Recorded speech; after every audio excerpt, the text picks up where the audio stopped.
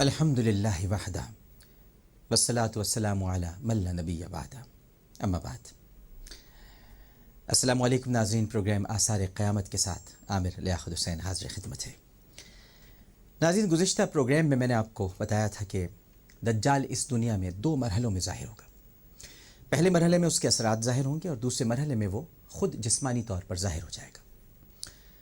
موجودہ دور کے بعض محققین کی رائے ہے کہ دجال کے خروج کا پہلا مرحلہ شروع ہو چکا ہے اور وہ ایک خفیہ مقام سے دنیا پر اپنے شیطانی اثرات قائم کرنے میں مصروف ہے، اور وہ یہ کام اپنے لشکر کی مدد سے انجام دے رہا ہے، اور اس کا لشکر ہر طرح کے ہتھیاروں سے لیس ہے۔ آپ کے ذہنوں میں ان ہتھیاروں سے کیا تصور ابھرتا ہے؟ ظاہر ہے کہ ایک سوال تو اٹھتا ہے، اور ہتھیاروں کے ذکر سے شاید آپ کے ذہنوں میں tank, missile, bombs, machine gun, بمبار طیاروں اور سب میرینز کا خیال آیا ہو، مگر یہ دجال کے اصل ہتھیار نہیں ہے۔ وہ یہ ہتھیار بھی استعمال کرے گا، مگر اس وقت جب وہ جسمانی طور پر نمودار ہوگا۔ اس وقت تو وہ ایک جزیرے میں قید ہے، اور اس جزیرے میں بیٹھ کر جس ہتھیار کی مدد سے وہ دنیا پر کڑی نگاہ رکھے ہوئے ہے، وہ ہتھیار ہے جاسوسی کا جدید ترین نیٹ ورک۔ اور اس نیٹ ورک کے ذریعے دجال کو دنیا کے ایک ایک واقعے کی خبر ملتی ہے، اور اسی نیٹ ورک کو استعمال کر کے دجالی گروہ میں شامل افراد لوگوں کے ذہنوں میں دجال کی آمد کا تصور قائم کر رہے ہیں اور دجال کے خروج کی راہ ہموار کر رہے ہیں۔ اس حوالے سے جو ہتھیار وہ استعمال کر رہے ہیں ان میں بین الاقوامی جاسوسی پر معمور خفیہ تنظیمیں، تربیت یافتہ جاسوس طیارے، جدید سیٹلائٹ سسٹم، CCTV کیمرے، اور یہ ہمارا الیکٹرانک جو میڈیا اس وقت آپ دیکھ رہے ہیں، یہ اور پرنٹ میڈیا شامل ہے۔ اس حوالے سے بہت سے ٹھوس دلائل موجود ہیں جن سے یہ ثابت ہوتا ہے کہ جاسوسی کے جدید ترین نیٹ ورک کی مدد سے دجال دنیا میں اپنی آمد کا راستہ بنا رہا ہے۔ یاد رکھیے کہ اس جزیرے پر جہاں دجال قید ہے وہاں وہ اکیلا نہیں ہے، بلکہ اس کے ساتھ وہ عجیب و غریب مخلوق بھی ہے جو کہتی ہے کہ میرا نام جساسہ ہے اور میرا کام دجال کے لیے جاسوسی کرنا ہے۔ دجال تو سر سے پاؤں تک زنجیروں میں جکڑا ہوا ہے، مگر وہ مخلوق آزادانہ طور پر حرکت کر رہی ہے اور اپنے آقا یعنی دجال کو ایک ایک لمحے کی رپورٹ دے رہی ہے۔ سورۃ الحجرات میں ارشاد ہوتا ہے وَلَا تَجَسَّسُوا، اور تجسس میں نہ پڑو، مگر وہ مخلوق کہتی ہے، یعنی وہ جساسہ جو کہ جاسوس ہے، وہ کہتی ہے کہ میں جاسوس ہوں۔ اللہ کو جاسوسی کرنا اور دوسروں کے معاملات میں مداخلت کرنا پسند نہیں ہے، مگر وسوسے پیدا کرنا اور جاسوسی کرنا شیطان کی عادت ہے، اور الجساسہ کیونکہ شیطان اور دجال کا نمائندہ ہے اس لیے اس کے لیے جاسوسی کی خدمات انجام دیتا ہے۔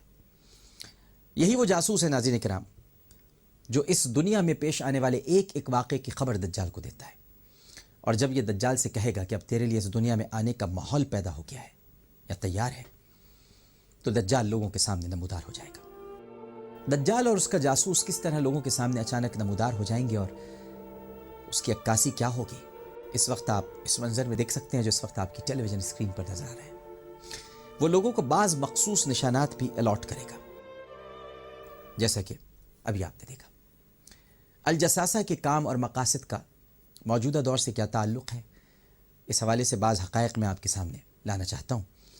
جاسوسی ایک ایسا عمل ہے ناظرین کرام جو جنگی حکمت عملی کا ایک نہایت اہم حربہ ہے، اور آج کے دور میں ایک منظم انٹیلیجنس نیٹ ورک کے بغیر کسی جنگ میں فتح کا تصور بھی ممکن نہیں ہے۔ ابھی آپ کے سامنے ایبٹ آباد کا واقعہ ہے۔ دوسری جنگ عظیم میں بھی جاسوسوں کا کردار بہت اہم تھا۔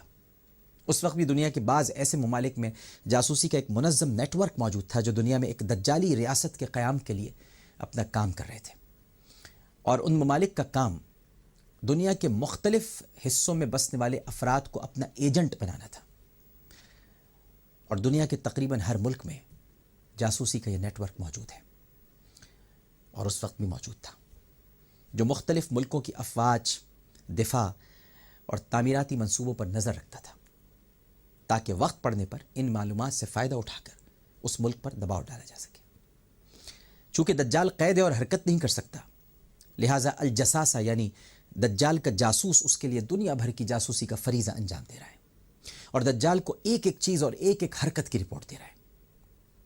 عالمی حالات اور واقعات کے ایک ایک لمحے سے دجال کو آگاہی مل رہی ہے۔ اس طرح کہا جا سکتا ہے کہ دجال ایک ایسے جدید نیٹ ورک سے منسلک ہے جو بیرونی دنیا کی سب سے بہترین جاسوسی کر رہا ہے۔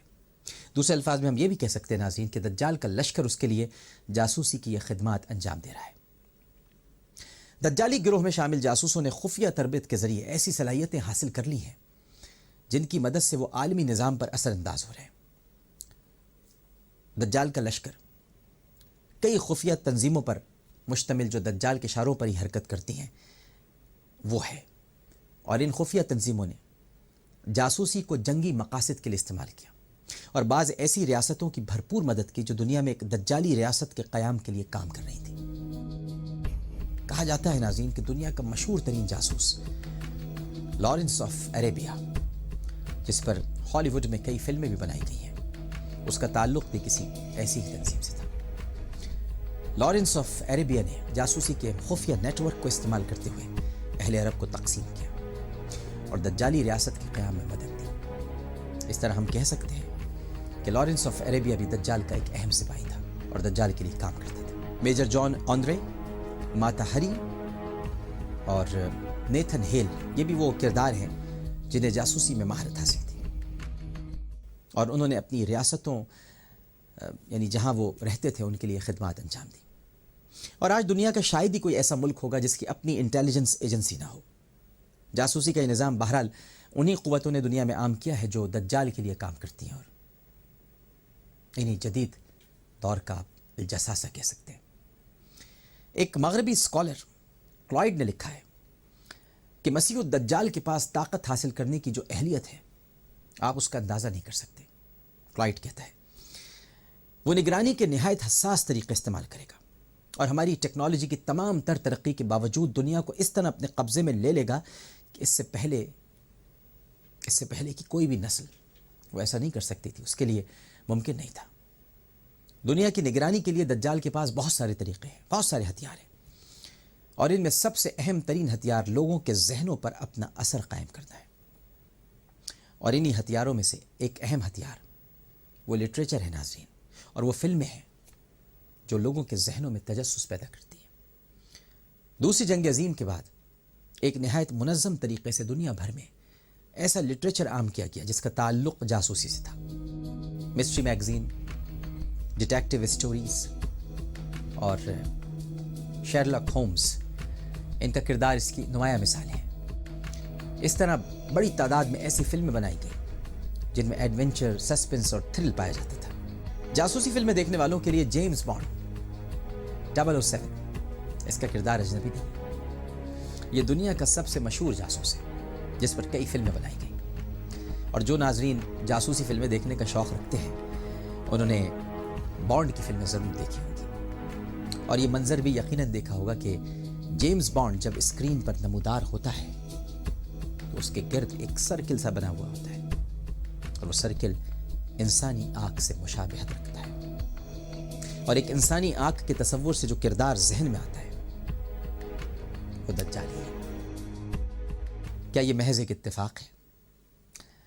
دیکھتے ہیں، انکشافات کا یہ سلسلہ جاری رہے گا، مگر پہلے ہم لیتے ہیں ایک چھوٹا سا بریک۔ وقفے کے بعد دوبارہ حاضر ہوں گے، آپ سے ملاقات ہوتی ہے ایک وقفے کے بعد۔